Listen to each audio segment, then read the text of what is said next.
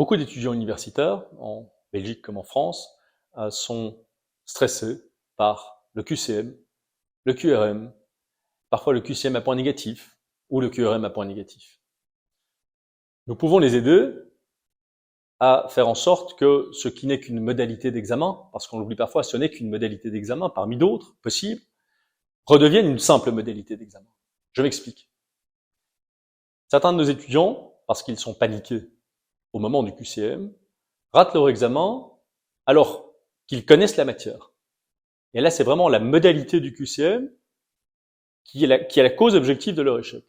Et donc, nous, on considère que notre rôle dans ces cas-là, c'est d'aider l'étudiant, l'étudiante, à apprivoiser ce qui n'est en effet qu'une modalité de l'examen.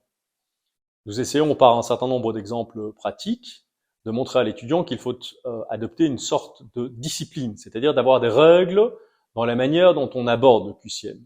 Exemple concret, est-ce qu'on lit d'abord la question et directement les possibilités de réponse, ou bien est-ce qu'on va d'abord lire la question, essayer de répondre, avant de regarder les réponses?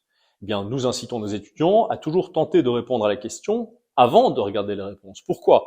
Parce qu'on essaie toujours de justifier, sinon nos étudiants, qui sont pour la plupart assez au fait des exigences d'un examen, pour ne pas dire franchement intelligents, nos étudiants comprennent quand il y a un motif. On ne peut pas simplement agir d'autorité. Quel est le motif de cette procédure?